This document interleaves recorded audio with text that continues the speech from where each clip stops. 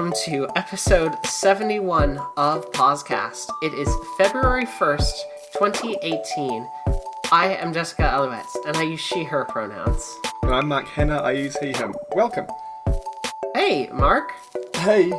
It has been a week since What we a last week. met. Oh, wow. What a week, yeah. You, last I remember, had some time booked off for a thing. And that thing was Monster Hunter World. And I want to talk to you about that a little bit later. We will definitely talk about that. Yes. I keep hearing good things about that game. I am excited to hear some of your takes on it. You're going to hear more good things from me. Excellent. Meanwhile, on my side, I'm just kind of I'm recovering from a sunburn. Oh, no. Yeah. That's no fun. Turns out that walking for about 30 to 40 minutes outside with no sunscreen in New Zealand is a bad idea. Yeah, it can happen quick. Mm-hmm. So, yeah, I've ended up not playing video games for enough time that I got sunburned, and so now my whole right arm is fucked up. It's great. Well, say this, at least it's not like your back or something, because it can be real hard to sleep if you've got a sunburned back. A sunburned back would probably be easier on me than a sunburned right arm, because I happen to sleep on my right arm. Oh no, yeah. I always, my memories of getting sunburnt over summer, which happens in New Zealand, basically, even if you put sunscreen everywhere, you'll miss some bits. Mm-hmm. It's so hard to sleep, because you're always inevitably, the sheets touching the sunburn or something. Yeah, something is contacting it, and it's bad news. Yeah, you end up with, a list of all the spots you have to get with sunscreen, because otherwise, you've missed them that one time and got real badly burnt, like the tops of your ears or, the backs of your knees. My brother got sunburnt on his eyelids this summer. What the fuck? Yeah, I got sunburnt on the tops of my toes because I didn't sunscreen the whole tops of my feet. It's the sun is dangerous during New Zealand summers. See, here's the thing: just play video games and then you don't get sunburned. Problem solved. Yep. Basically, just stay inside 24/7. Play video games. That's healthy, right? I mean, I guess. We'll let it slide. Do you want to talk to me about Monster Hunter World? Because I know it's the only thing you've been playing with me this week. I mean, yeah, so I've had it for almost a week. It came out 3 hours after we stopped recording last week. Mm-hmm. And I was watching the countdown for the last few minutes. I was on it the second I could, and I immediately spent 40 minutes in the character creator, which I was really happy with. Previously, as I've mentioned before, the Monster Hunter games have had bad character customization. There just hasn't been much. It's been decent on hey, pick a hairstyle and your hair color. It's fine. They've got a lot of voices to choose from, which is honestly the main customization. Mm-hmm. But in terms of the face, it's pick a template. It looks like a paper mask wrapped around a mannequin. All low res and stuff because they're on handheld consoles. Yeah, sure. Now, however, at least in the context where the character is rendered in high definition, so in the character creator, in your guild card, it's your profile for your character, and in cutscenes, they look really nice. They look like real people, I think. I'm really impressed with how they look. They're a bit lower quality just in general gameplay because, you don't need to render every single eyelash in that context. Yeah. But I had a lot of fun with it. So I've had the same Monster Hunter character for years and years. And now they look like a person, and it's a really good feeling. Yeah. So first impression was really nice. Plus you've got those advanced cat customizations. Talk to me about customizing your kitty. I need to know. For a while now, they didn't actually have them when I started out. In the Monster Hunter world, there are little cat people called felines. It's spelled with a Y instead of an I. And for several games now, they have had felines that can accompany you on hunts called palicos, and since they introduced those, you tend to have your main palico, and you can generally customize them at the start of the game. And again, previously it's been kind of okay, because everything's sort of low quality visually because it's on a PSP or 3DS. It's much nicer now. the customization options are pretty sweet. You like pick a pattern for their fur, and then the colors of different segments of that. You pick like their eye, ear, and tail type, and you can customize the fur length and thickness, which was really interesting. So you can have like, do I want a long hair cat or a short hair cat? I hadn't anticipated that. But again, I made the cat that I've had for ages in that game, and it was real nice. But I wanted to tell you, I mentioned to you earlier in the week that I had a challenge for you while we were recording, which was to guess in the 5 days that I had off work. There was a long weekend, and I had Friday and Tuesday off as well. How much time do you think I spent playing Monster Hunter? At a guess, I'm going to say... Am I allowed to guess a range, or do I have to guess a number? I mean, guess whatever you like, but don't be like 0 to 1,000,000 hours. No, that's ridiculous. Of course I'm going to be right then. Like, it's got to be reasonable. I'm going to guess between 20 to 25 hours. That's a pretty reasonable range, I think. It would have been... Do you want me to tell you how much time I spent over 5 days? Uh-oh. Yes, please. Tell me immediately. 62 hours. Oh, what? Yeah. I sounded like, what's... Fucking... Whatever... Whoever sings Down with the Sickness there for a second. I sounded like... Oh, it was like Disturbed. fucking... shit. Like, how did that happen? So, I just played a lot of Monster Hunter, I guess. But 62 hours for 5 days, like... It's more than 12 hours a day, I know. That's how that math works out, huh? Yeah. I don't know if I should be proud or embarrassed. I mean... But I feel good about it. You can be both. It's fine. Honestly, I've enjoyed every moment of it, but I now feel like I've gone through the game real quick. And I mean... there aren't many games that I ever spend 60 hours in, let alone over the first 5 days of that game being out. Yeah. So I'm not rushing, clearly. But the fact that I've been through all that in less than a week makes me feel that way.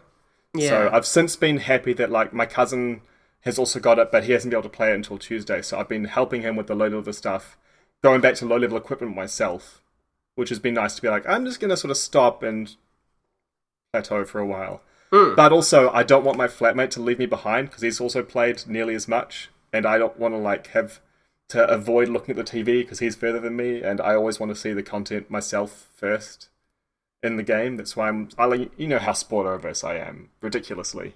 Yeah.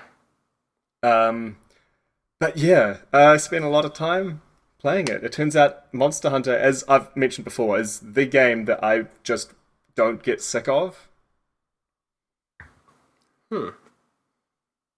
Yeah, I'm glad that you've been able to put so much fucking time into that. It seems like it's been a really good time for you. Oh yeah. Yeah. Can you for listeners who maybe don't like know what's good about Monster Hunter, can you explain briefly what's good? Like what are you So, what are the things that you like about it the most, and what do you think would draw new players in? I think that those are the two questions I want to get at here. Monster Hunter is a game about two things. First, and primarily, hunting monsters. Big surprise. Nice. Second, making things out of dead monsters and wearing them. So that's what I've been doing for 62 hours. Okay. The sort of the loop of playing Monster Hunter, it's a game, it's a series of boss fights, essentially. You have to take every fight seriously. They'll take you like 10 to 30 minutes each. You generally will feel like you want to break after one or two, especially if they're difficult ones. You can get quite worked up and be like, I need it to step away for 20 minutes. But the loop is sort of, you fight monsters to make better equipment, to fight harder monsters, to make better equipment, to fight harder monsters, to make better equipment, and it just sort of loops around like that. And it works real well. Monster Hunter's always had really good, at least in my opinion, combat. The controls aren't always super conventional. I think some people find them clunky. I'm really accustomed to them, so it's hard for me to evaluate it from the perspective of someone who's new. But at the very least, once you're used to the controls, it's all really tight, I guess. Like, the hitboxes are really precise. If you dodge just under a part of a monster's attack, it won't hit you, whereas if you hadn't, it would. Rather than just being like a big cube that changes size kind of thing. So you can use a whole lot of like moving around their legs and not getting hit and stuff. Where you hit with your weapon matters a lot. There are, I think, 14 different weapon types, each of which plays very differently. You could kind of liken them to a class, except you can change them freely. It's just whatever weapon you happen to have equipped. They've all got completely separate movesets. So, for example, I have been primarily using 3 weapons. I've been using the hammer, the longsword, and the insect glaive. It's been a lot of fun. I'm feeling much better about the hammer than I have been previously. I've been trying to learn a couple of other weapons, but haven't made much progress in that yet. The monsters are, as always, really well designed. They all feel really distinct and just well done. There's a lot of new monsters. There are relatively few ones that they've brought back from previous games, which was a bit of a surprise to me, but like a welcome one, because the new monsters are always the ones you get really excited about. Though they've been bringing some more older ones back in the late game, I've noticed. Though I still haven't gotten the whole way through. There's still more stuff to come where I'm at. Yeah, so... Sorry, you asked me to sum it up really quickly and I rambled for like 5 minutes. No, that's fine. Monster Hunter is a game about hunting. It's a series of boss fights with really good combat. That would be like, if you have to put it down that small, that's what it is. Okay. I think in the past I've also made I've made the comparison to Souls. I think a lot of people do that. It's interesting because I don't know if I consider it that similar. It's certainly not like the most similar thing in the world. Like it has a similarity insofar as like combat kind of feels deliberate to a point. I think people might compare it for the difficulty aspect as well. Yeah, there is also that aspect. There is the way that animations kind of work in Monster Hunter. They work in much the same way that like Souls and The Witcher do, where like once you start an animation, you're locked into it, and monsters tend to telegraph what they're going to be doing next. Yeah, so like if I'm using a longsword and I press triangle, it doesn't immediately hit the monster when I press triangle, like, you know, a quick punch in a fighting game or something. Yeah. It starts the swing, and I have to know how long it will be before the swing will hit the monster, and how long it'll be before, like, between when I press that and when I can then dodge or move again so that I won't get hit. And different weapons have different speeds. Like, if I'm using the dual blades, they're really quick. It's less of a worry. If I'm using a greatsword, it's real slow. You have to know what you're doing. Yeah, it's like a whole thing to, like, pack up a weapon in the middle of a fight because you need to, like, run or dodge away. Yeah, some weapons you move really slow with when they're out. You have to sheathe them if you want to move quickly. You always can move fast with your weapon sheath, but it's a big difference for some and a small difference for others. Like the insect glaive, you're super mobile, but the greatsword, you're not. Yeah, I remember playing Switch Axe, and Switch Axe is very, very slow when you've got that out, especially in the sword form. Greatsword as well, where like longsword, which was like my other primary main, like that would allow you to move at a decent enough pace to get out of the way of some of the like low to mid tier monsters. And so you could get out of the way conceivably and do a nice little dodge, but anything more than that, you're going to start wanting to sheath and unsheath as much as possible. Yeah, and then there are other weapons with defensive capabilities, like the lance and the gun lance can block. So can a few other weapons like the sword and shield.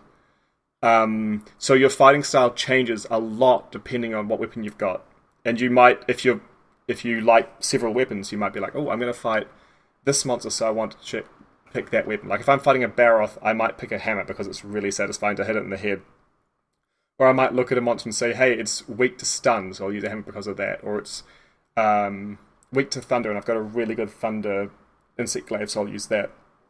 So you often will change your equipment based on the monster you're fighting and change your fighting style as a result of that, which is... It's really fun to feel strategic like that, I guess. Monster Hunter also gives the opportunity to prepare really well with items. And more than ever before now, you can use the environment for that. Previously, you've had like slow gathering animations if you want to pick up items that you can combine together, whereas now it's like you're running along, you press circles, you pass a plant, and you will, as you're running, pick up a herb, which the game will now auto-craft into a potion without you having to go into menus. So it's a lot more streamlined in terms of how you use the environment like that. There's environmental traps that they haven't had before, which is really cool. You've got like a wrist-mounted slingshot kind of thing that you can use to like trigger a boulder trap at a distance or something, and it's so satisfying when you hit monsters with that kind of thing. So I've gone through a big chunk. I'm going to say most of the story, since I'm in high rank now, on my own. And I've done a bunch of non-story stuff with other people that I've played Monster Hunter with a bunch in the past. I've definitely heard that this is like the most accessible version of Monster Hunter. It also, like, another thing that I'm hearing about it is narratively, it's thematically different. Now, I think you and I have talked in the past as well about Monster Hunter's story and how, it's not always been super great. The story is still pretty shallow, to be honest. That's fine, you don't play it for the story. But they've done it quite differently now. The way it's always been done in the past has been, you have a selection of quests. Some of them you have to do before you progress the story. It doesn't tell you which ones. Once you've done all those, you then get a special urgent quest, which you and anyone at your hunter rank, it's kind of like your level in the story, can do. And the person who set that up will have their hunter rank increased once they complete it, and then you'll get access to more quests and the cycle repeats. They don't do that this time. They've changed that for the first time since I started playing all those years ago. What they do now is you have assignments, which are story quests. You always have access to the next story thing, you always have an objective. You don't have hidden key quests that you have to either guess about or look up on a wiki. I get the impression that a lot of the new information they've added to the game, or the way they've changed things, is to make it so you don't have to look anything up in a wiki, which I really appreciate. They've got stuff like item descriptions now often say where they come from.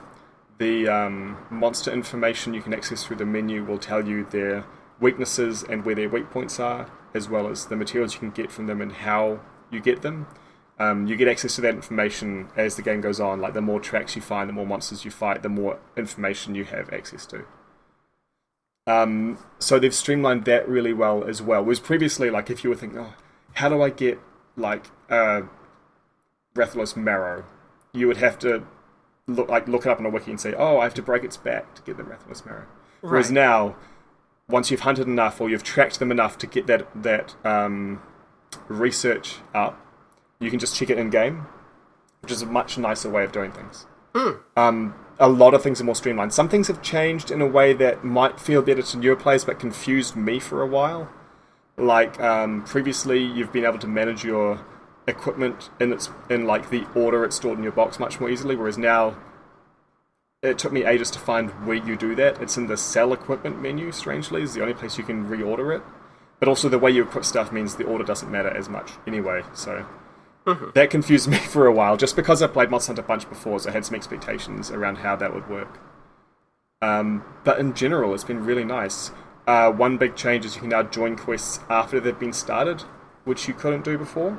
Previously, you all had to leave at once. Now, you can join quests after they've been started, and they sort of encourage you to do that with SOS flares that you can let out during a quest, and it will let random people come and join you because they're searching for someone who sent out an SOS flare hunting whatever monster. So you can just quickly jump into an in-progress quest with a bunch of randoms, which is... I haven't done, my flatmate's done. I think it's a cool system, like, I like the idea of it. I'll probably explore it later once I've finished... I feel like I've seen all the monsters and I don't worry about seeing someone in armor of a monster I haven't seen or something, because I'm ridiculously spoiler-averse. But yeah, there's a lot of that stuff that I think will make it better for new players, and also makes it better for people who've played it before, honestly. Some optional things like damage numbers, which I prefer to turn off just because I'm a stupid purist. I really love being able to turn off your helmet now. Because, I mean, your character finally looks like a person, it's nice to not have them always wearing a full face mask. Yeah. But yeah, just basically everything about it is an improvement. I've been continually stoked by it. The areas they've created are... When I saw the first one, I realized after running around it for 10 minutes that my mouth had been open the whole time, so I was just amazed. Yeah, they've just done such a good job. Can we agree that helmets are the worst piece of video game armor? Like, 100% of the fucking time? They are. Every game that lets you wear a helmet should let you not wear the helmet. Like, the only good helmets that I can think of in video games, it's Destiny. Like, that's the only time I can ever think of that was like, oh yeah, I got like this sick helmet that I actually want to show off. Helmets are acceptable in science fiction games when there's no air. Yeah. Or there's no breathable atmosphere. Mm-hmm. But, like, even Otherwise, when there is, like, enough. I go back to Earth on occasion in Destiny, because that's a thing that you have to do. Yeah. And, like, in the Earth proper, you still have to wear a helmet, but on the social spaces, you can take it off. Yeah. I still will keep mine on now, because I have, like, cool enough helmets that I'm like, oh yeah, like, this actually goes with the rest of my aesthetic, and despite there being a human being under this character, or something human adjacent, I don't really want to show it off. I want everyone to see this sick exotic helmet that I have. Where in, like, Diablo, or even dipping back to, like, The Division and stuff like that. And when I got, like, helmets and stuff, the first thing I would do was just take them off. Yeah, games that let you not show a helmet you're wearing, it's a good feature, because you don't want to take off the helmet because you don't get any of its stats. Yeah. But also, you don't want to wear a helmet because you think you look cooler without a helmet. And having an option to show or not is just it's just good. It's I'm glad the right Monster's way put to that in. be.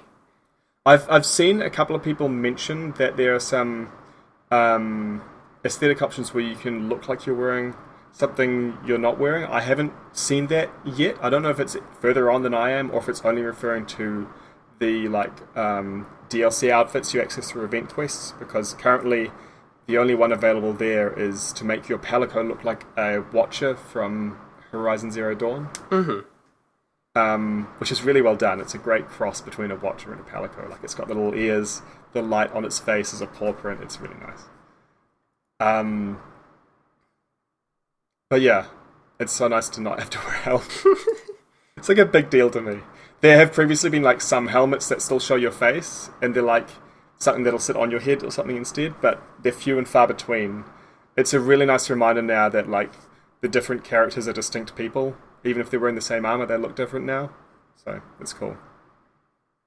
I also feel like it's worth noting, like, the curse of helmets goes back in video games for me far enough that, like, I have memories of going into, like, getting into Skyrim modding for the fact that I wanted to remove my helmet and still have the rest of the armor give me a stat bonus. Yeah, because there's, like, the wear a complete set bonus, right? Yep. And so I wanted the complete set bonus without having to wear an ugly, shitty helmet. Actually, that reminds me, another thing they've changed significantly now is skills. Previously, every skill would only activate when you reach a certain point threshold. You might have, like, this armor piece gives +5 attack, and this, that's huge, actually. Gives, like, +2 attack, and you've got a decoration you can put in a slot that gives another +1 attack. And once you reach 10, you'll activate the attack +1 skill that gives you a slight boost to your attack. Right. It's different now. Now, skills no longer have negative points. There used to be, like, negative skills for, like, health down if you got negative health points. They don't have that anymore. Now, every point in a skill will do something.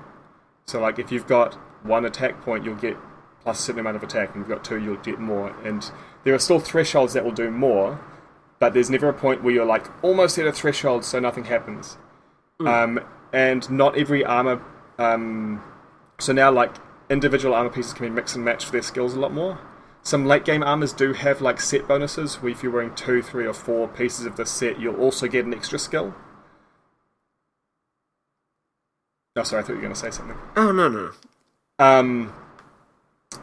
Whereas in previous games, you might, when you get a full set, it might have a negative skill, so you need to make a decoration to wear to get rid of the negative skill, and it'll just get a positive skill, and maybe you want to buff it up to the next level. Whereas now, you always have a lot more skills active, which is interesting. I haven't really done a lot of mix and matching since I made my first full armor set after the base set. I might do more of it later once it gets challenging enough to sort of be necessary. Hearing you say that there's only a few armor sets that have, set bonuses is kind of a relief, to be honest. Because, honestly, those set bonuses aren't, you don't have to get them. One of the armor set that I'm trying to make at the moment, one of its bonuses is only applicable if you're using a bow, for example.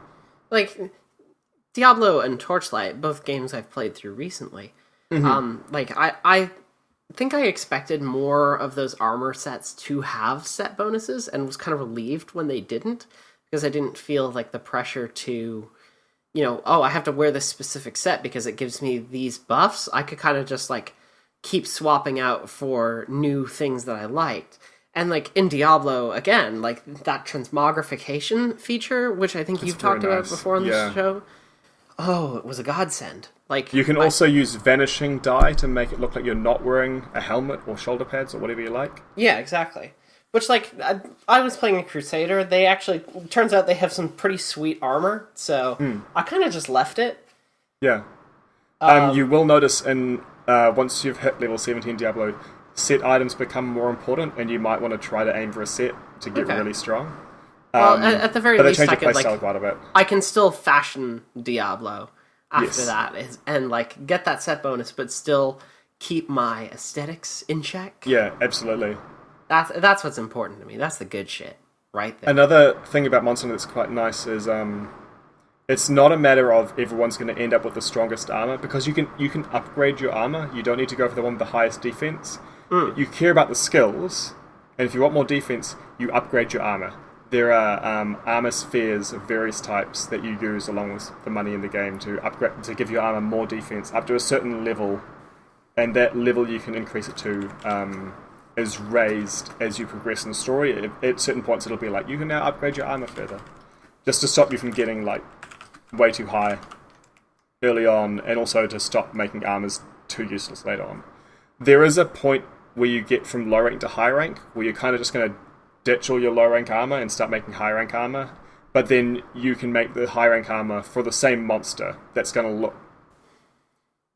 the same or very similar. Yeah, I've been a little disappointed with the variety of how the equipment looks compared with previous games, which is a bit unfortunate. It improves more in high rank, but in previous games, the weapons, and I don't just mean the different types, I mean different individual weapons of the same type, were a lot more visually distinct, whereas now there are two primary trees. There's the ore tree, made from metal, and there's the bone tree. And weapons upgraded from the same individual thing, they look like, hey, I got this bone longsword and I put some feathers on it from this monster, rather than changing completely. They often do have a more significant change in high rank that makes them a bit more distinct, but I don't think it's at the same level as it has been in previous games, which has been a bit of a bummer to me. So there are only some monsters that have really unique looking weapons. The armor sets have been pretty sweet though. There are a few in particular that I really like. Alright. Do you want to take a quick break for the inbox, and then we can come back to what I've been playing this week? Yeah, let's go. What have we got? We don't have anything. Oh, okay. That was a quick break. That was a quick break. If you want to send questions to the inbox, you can do so by emailing us, pausecastshow@gmail.com. If you send us questions, we'll answer them on the air. We'll also usually have an opportunity to ask us questions in a Discord server that I am running. We have a PauseCast channel in that if you want to come and check it out. You can visit discord.bird.school to join in on that. We have special roles for PauseCast patrons on that server, so if you want to join in on that as well, feel free. More on Patreon later. For now, let's get back to the show proper. So, what have you been playing? That is a great question. The answer is not a lot this week. Have you played 65 hours of video games since the last recording? Let me check Steam. What does Steam say? 18 hours in the past 2 weeks. Which, okay, so I've only played 5 times as much as you. Yeah, that doesn't. Oh wait, that in the doesn't past count 2 weeks. That doesn't count the time that I've spent in Overwatch. Okay. To be fair, which is a pretty significant amount, but like I haven't been playing a ton. I've still played a few things. I played around a little bit with the Street Fighter V Arcade Edition this week. Just even briefly, a couple hours before the show happened. That game is kind of neat now. I'm still shitty at fighting games because I just, like, I've put a grand total of 8 hours into Street Fighter V, which is essentially my first real fighting game. Mm-hmm.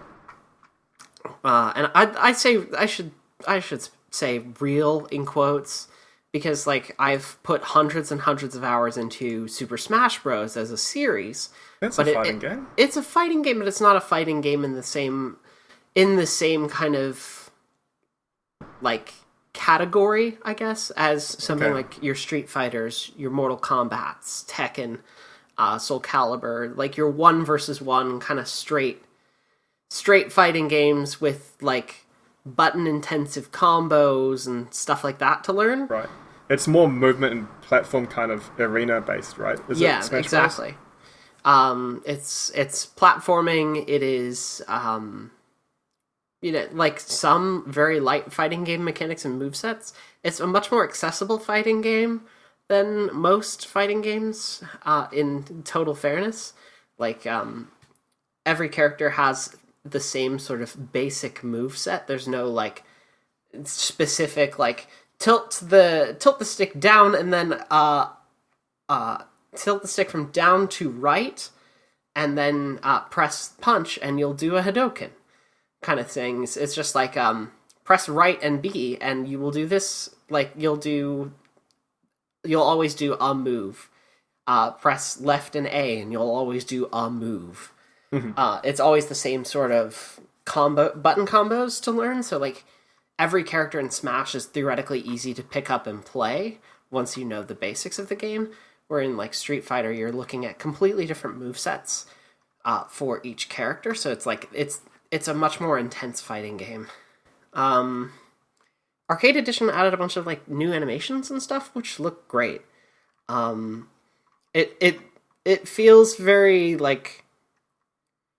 It feels like I'm about to watch a boxing match where like the previous animations weren't like very flashy. These are much more flashy. They have like lights descending on this like very sports center looking like, or sports broadcast, I should say, looking like graphic. It shows the date. It shows who's up. There's like rotating bits of the UI that come into like show your player stats and stuff. Like it's a very complex animation. It looks great.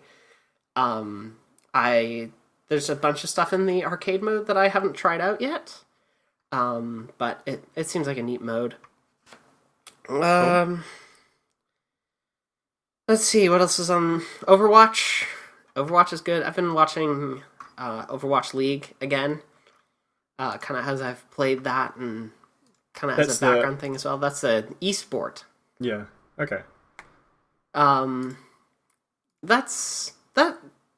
Overwatch League is really interesting to me for a number of reasons that I think are really cool. One, it feels like a proper like sports broadcast in terms of like visual style. It has those kind of like flashy motion graphics and stuff like that indicate like, hey, this is the player's name and here's what they're doing and here's some like live stats as we go in this match kind of deals. We're bringing this team onto the stage and they have a full motion graphic that shows their logo on the screen and stuff like that. That is there is very high production value in the Overwatch League, and it's kind of impressive to see all in motion. And it has more of a distinct visual style than I think a lot of sports broadcasts do. Like, I feel like a lot of sports broadcasts, there's like these like pseudo 3D graphics, and everything looks like shiny and metallic, and almost like it feels like it's kind of mechanical. Like, it feels like it's like Horizon Zero Dawn kind of levels of mechanical complexity. Like, you know how you see all the like bits and pieces moving inside the robots in Horizon? Yeah. That's the kind of thing that you see in like sports broadcasts. There's just like bits and pieces constantly moving in the background of these motion graphics.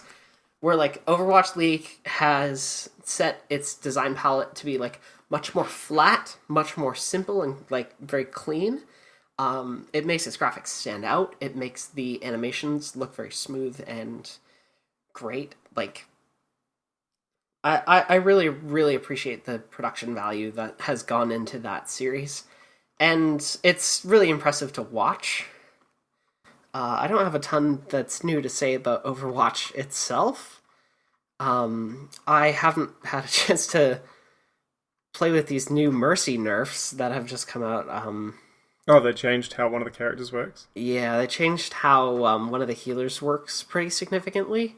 And she's the healer that is the most... actually, sorry. She's the character that is the most played by the Overwatch community. Like, at large, she's the most picked. Is that why they thought that she was too powerful? No, I don't think that that's why. Mercy has kind of been a reliable hero from day one. Mm-hmm. And a lot of people, there was an initial kind of change to her that went live a few months back. She used to be able to mass resurrect. So anyone who died in the past 10 seconds, your Mercy could come around and use her ultimate ability, and it would resurrect everybody in a certain area of effect. So even if you lost everybody except that character, she could come in and pull everyone back up, and all of a sudden the other team has to fight back against a full team. Like everybody's back at full strength. That sounds like it would be really satisfying to pull off. Oh yeah, like it totally was when you could get like those huge resurrections. But now that was changed to have Resurrect kind of operate on charges and be a secondary ability a few months back. So the mass resurrection was taken away, and they've made it so that she can only pull up one character every 30 seconds. And then they changed her ultimate so that she would be able to fly and move around quite a bit quickly, and chain her healing. So the aim of the change was, a lot of players were complaining about so-called, or a lot of, I won't say a lot of players, but a vocal minority of players were complaining about what was called one-trick mercying, where you would play Mercy and you would let your team be in a fight and you'd hide around a corner as Mercy, and then when your team failed that fight, you would come around the corner and resurrect them. I mean, that sounds like a reasonable strategy, honestly. It sounds like a reasonable strategy, but the most reasonable strategy, in my eyes, is just don't let your team die in the first place. Oh, because they can heal them without having to wait for them to die, right? Exactly. So Right. if you don't let your team die in the first place, then there's no need for that mass resurrection. But so that change seemingly catered to that sort of vocal minority who were complaining about this like one trick that the Mercy would have, and made it so that the Mercy would have to be more involved in firefights. So they made her resurrect a second ability. If you use that ultimate I mentioned, you got an additional resurrection charge, so you could pull up like 2 characters. Right. It meant that like, And is this, how many on a team? Is it 4? it's 6. 6. So Sorry, it's I've been still playing like Monster Hunter, but there's 4 people. Yeah, there's still like a significant advantage to having like 2 more people in a firefight. So if you lose 2, then having that extra charge was kind of a blessing. What they've done is they've taken that extra charge away, even bringing her down kind of further and reducing her ability to resurrect, and reducing her movement speed during ultimate, which means now like she has to fight quite a bit harder. Like, you have to be really on top of your game as Mercy if you're going to continue to heal and sustain your team. Otherwise, you're going to start seeing people going down, and you're not going to be able to reasonably pull them up and win that fight. It's become a lot harder to play her in theory. So those are the changes that I haven't had a chance to play around with yet. I hope I've explained that in a way that is understandable. It makes sense to me, and I've never played Overwatch, so Mission accomplished. Yeah, like I'm kind of nervous about those changes. I was nervous about the Valkyrie one, the one that took away that mass resurrection ability, but ultimately that wasn't such a big deal to me in the end because it suited my playstyle as Mercy anyway. I wasn't one tricking to begin with. I was with the rest of the team, and I was involved in the firefight. Mm-hmm. So I was sustaining everyone through the team fights anyway. So that ability kind of catered to me as a Mercy player, and I didn't have to relearn how I was playing the character. Right. Yeah. Now it's just kind of making me nervous about her ability to remain a decent pick for a hero, which means I might have to pick up someone else for a little bit. Is she the person you play with most often? Yeah. If I'm playing support, I'm probably going to be playing Mercy. So like, mm-hmm. It's going to be interesting to see how that continues to go. I am going to shift off of Overwatch and talk about one last thing that I've been playing over the past week, which is Dishonored: Death of the Outsider. Nice. That game is like, Where am I going to begin with this? Mm-hmm. I think I mentioned last time there was a core set of new abilities that I had yet to try out. I've tried them out quite a bit now. Mm-hmm. They are really fun to play with. Cool. Good. I have done a few of the missions now. That mission design is really, really great. There is a great reuse of one of the bigger spaces in that game's opening opening levels. The second level that you go to is also reuse, as in they return back to it, or as in it was in the other Dishonored game. It's both. Okay. So the level I'm up to is from Dishonored 2. Mm-hmm. It is the Royal Conservatory level for anybody who is curious. This is happening after the story of Dishonored 2.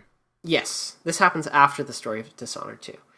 They reuse the core Royal Conservatory level with a bunch of new stuff in it. So it's that same sort of building and same sort of layout that you're going back to. So if you're familiar with that from the previous game, you'll have a bit of an advantage here. But in Dishonored: Death of the Outsider, there's a unique level that's used in levels 2 and 3. The first time you run through it, you can... There is a lot of things to do and see in that level. There is a whole kind of canal system that you can go explore. There's a bank. There is a pharmacy, a florist.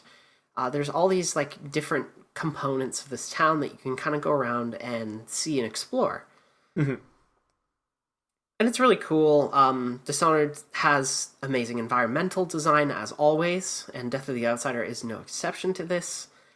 And that the reuse of the level feels really, really smart, because it means on the first time I went through that, it meant I learned and kind of poked my way through the edges of that level. And I found some cool stuff. I found some advantages that I could use. I found ways to traverse through the level very, very quickly. And so when I came back through for the second part, which is called The Bank Job, no further spoilers, it meant that I had an advantage coming in, and I had to kind of learn. I had to learn. I had to go to specific locations that I had previously visited to find new things there that I could kind of use and break into the bank that way. There's a few ways into the bank, some of which I discovered kind of accidentally using It's not an exploit, but it certainly it wasn't, I don't think, intended for you to find a couple of the rooms that I did. And so knowing what I knew from my kind of poking around at the edges of that level, it meant that I had a much easier time coming into the third location. Without any further spoilers to that as well, the bank job has a very, very fun ending that you can get for it. As always, Dishonored kind of has like several ways to accomplish your goals in a level. And Death of the Outsider, no exception to this. There are many, many ways that you can do things. That's right. You just reminded me of how I rage quit when I last played Dishonored because there was an optional objective to not let someone die. And I failed it because not only did I not let them die, I didn't put their body in the dumpster. And you have to do that. Ah, yeah. But sorry, go on. Yeah, by the way, thank you for noting that when you told me about that. I think when I did that mission, I remembered you have to put him in the dumpster. And ended up saving him. Nice. But yeah, there is a very fun way to end that mission. I will say its name and nothing more. If you know the Party Crasher ending to the bank job, you know exactly what I'm talking about. It is a tremendously fun thing to do in that game. That's great. Dishonored Death of the Outsider is really, really great. There is some really great lines, really great writing in it. It's really great to see that Arcane also didn't shove Billy Lurk's queerness off to the side or anything. They have put her queerness and her relationship with another woman named Deirdre front and center in that game, and that is something that I can really, really appreciate. Yeah, that's great. Yeah. Like, having a queer woman of color as your lead is a kind of bold move. And so that it's really, really great for Arcane to have done that. Yeah, I mean, it's the sort of thing that needs to happen, so that's really nice. That Yeah, absolutely. In 2017 alone, like, Arcane had 2 games with queer women of color as leads. What was the other one? Prey.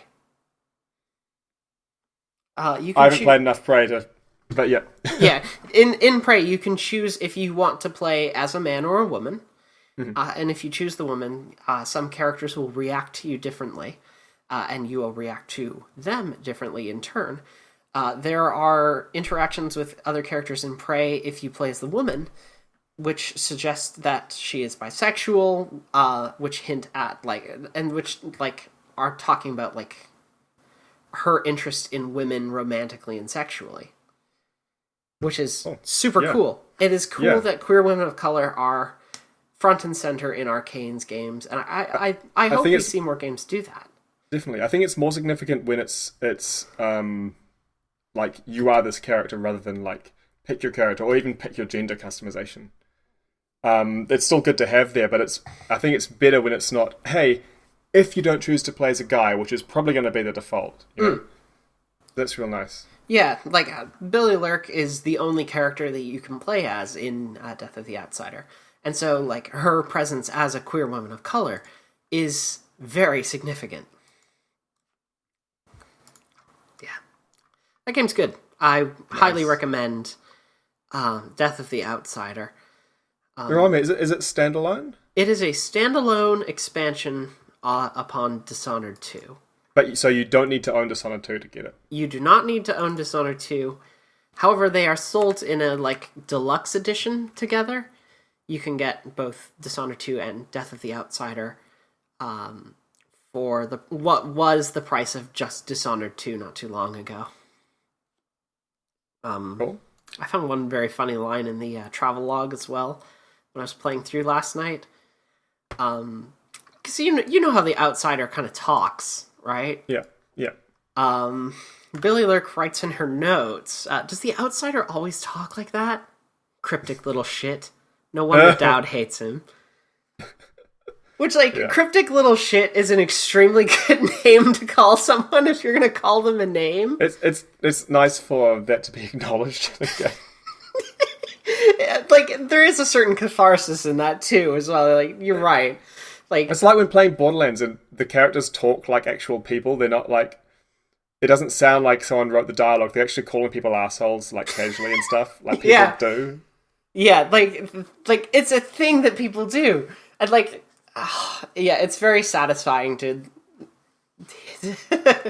to hear Billy kind of or to see, I guess, because it's written in a journal to see that this sort of like very natural writing, I think, carries over into the travelogue and carries over to good effect. I would call The Outsider a cryptic little shit too. Yeah, I'm thoroughly impressed.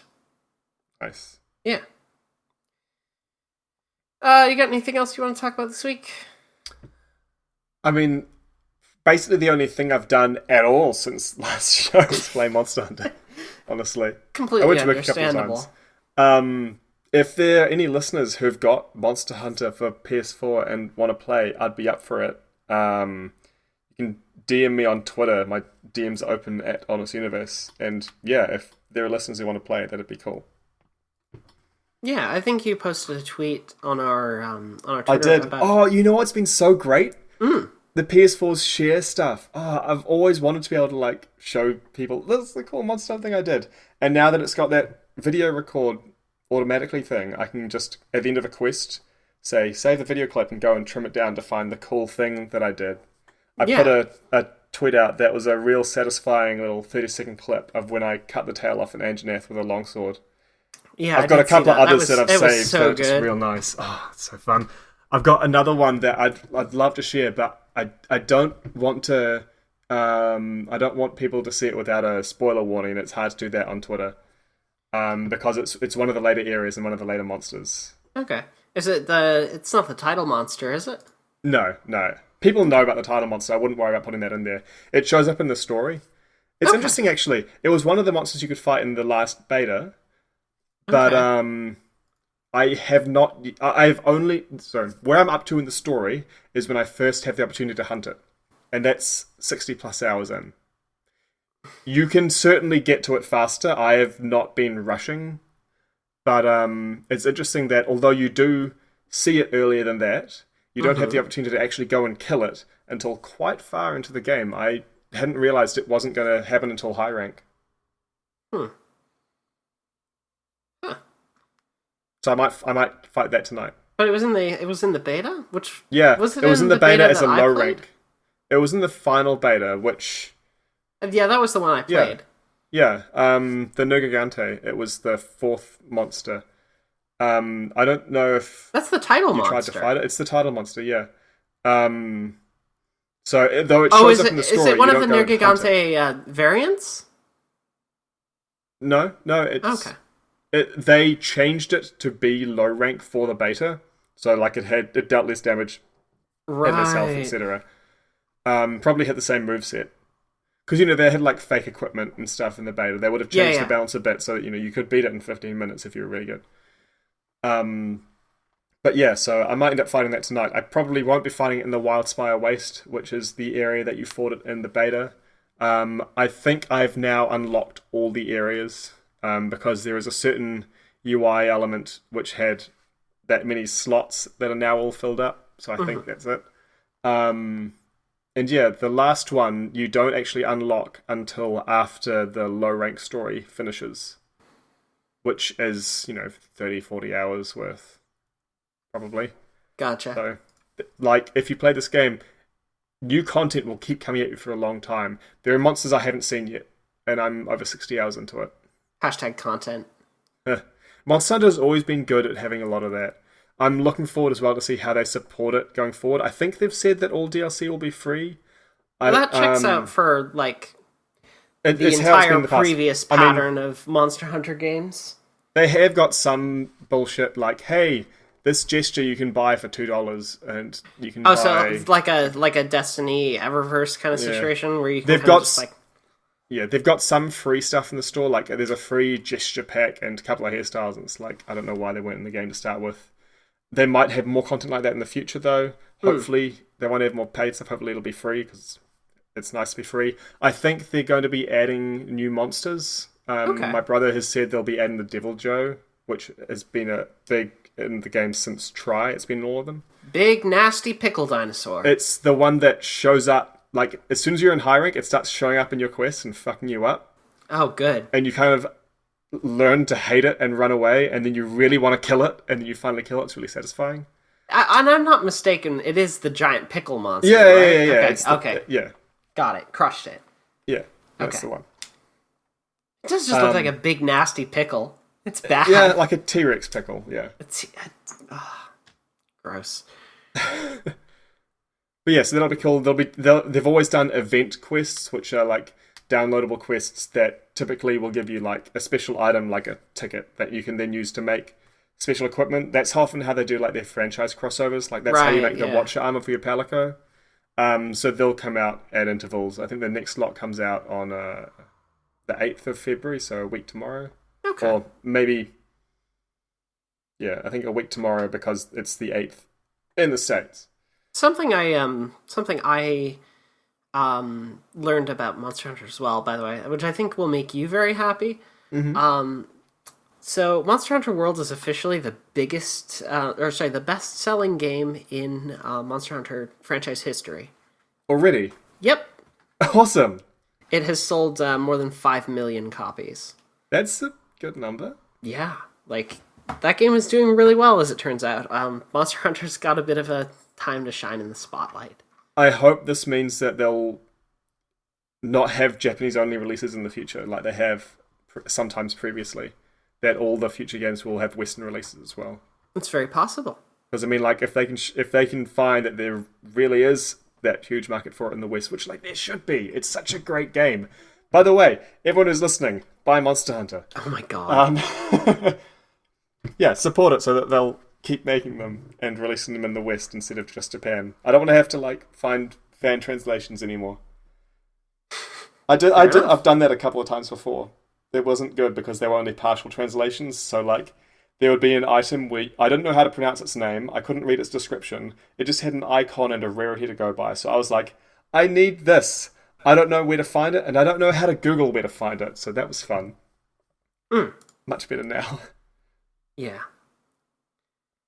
Get yourself some pickled T-Rex slices. Yeah, I don't know when that's coming out. I think sometime this month.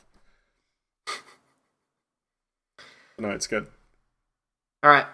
Shall we wrap up? Yeah, sure. I think you know what I'm looking forward to playing, so I'll just ask you, what are you looking forward to playing this week? Sorry, I just noticed in the chat real quick, Husker Fu saying, this is where I put my copy of Monster Hunter World on my PS4. If I had one! I feel you. Except for the PS4 part. Got that covered. I mean, I bought the PS4 for Monster Hunter, but I understand that not everyone can just do that. Yeah, it's a lot of money to drop. It definitely is. Although this is the 5th time I've bought a console just because the next Monster Hunter game is going to be on it. I think you talked about that last week. Yeah, I think I did. Oh my god. Thank you for listening to our show, PauseCast. What are you looking forward to playing? Oh, right. I just asked you. Duh. Sorry, I completely, That's all right. I had a brain fart. It's one of those. What am I looking forward to playing this week? I'm looking forward to spending a bit more time with Death of the Outsider. I think as well, I'm probably going to put a bit more time into something I didn't talk about this week because I didn't really play it this week, but Dark Souls 2. Mm-hmm. I want to put a little bit more time into that. Other than that, I'm not really sure what else I might play. Like, Just Cause is kind of an idle one right now. Overwatch is kind of an idle one right now. I might try and find something new in my library and give that a shot and see how I feel. Fair enough. Yeah. We'll see where things go. Might also check out something like there's a few good platformers that have come out pretty recently, or like Metroidvanias. Celeste, I've heard good things about. Okay, I haven't heard of that one. I have also heard good things about what other recent stuff has come out. Like Hollow Knight came out last year, really early in the year, and I haven't checked that out yet. I watched a really speed run nice. of it though, and it looks really good. Iconoclasts, which I think I mentioned a few episodes back, Rings a is bell. out. That looks it looks just great. It's got a great style to it, and I kind of want to check that out as well. Oh yeah, I remember looking at this. Yeah, I don't know. Like, I just haven't really put a lot of time into new things. It's been a lot of spending time with old, comfortable things. I think. I've got a I think new old that's comfortable thing, so I understand that. fair enough. All right, that's gonna do it. Thank you. For listening to our show, PauseCast. If you liked what you heard and maybe want to help contribute to the discussion, ask us some questions, you can email the show, pausecastshow@gmail.com. You can also find us on Twitter at pausecastshow, and you can join my Discord, which has a channel set up for discussion about the show. You can find that at discord.bird.school and join in on the fun there. We have a Patreon. If you would like to support the show financially, you can do so by going to patreon.com/pausecastshow. Even $1 a month helps us out tremendously. All right, there we go. Thank you very much to our patrons: Sammy, Mary, Para, Allerdrain, Noah Holmes, Corey Bat, Residoke, Ash Yee, Laminated Moth, and PD for their continued support of the show. It means a lot. It really does. And again, if you want to contribute, you can go to PauseCast Show, patreon.com/PauseCast Show and throw us a little money if you want. You can also support the show by sharing it with your friends or by rating or reviewing on iTunes or your podcast catcher of choice.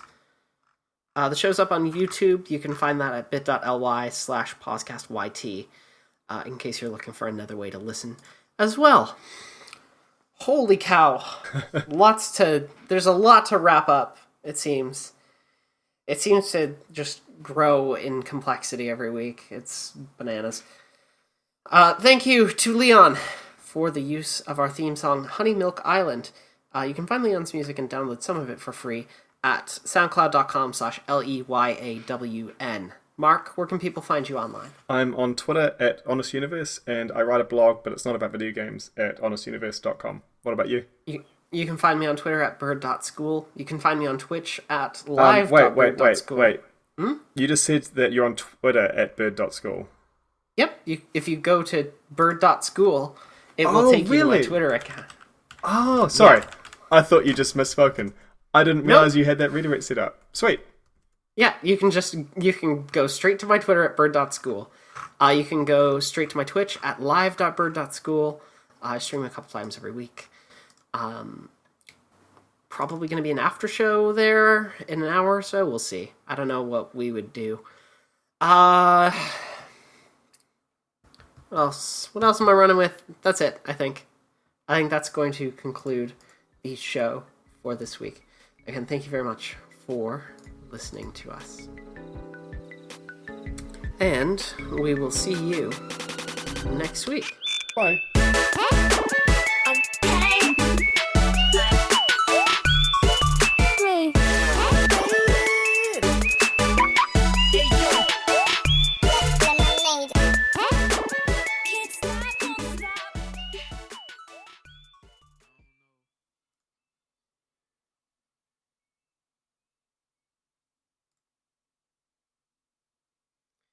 All right, we're clear. Cool. Go ahead and stop your recording.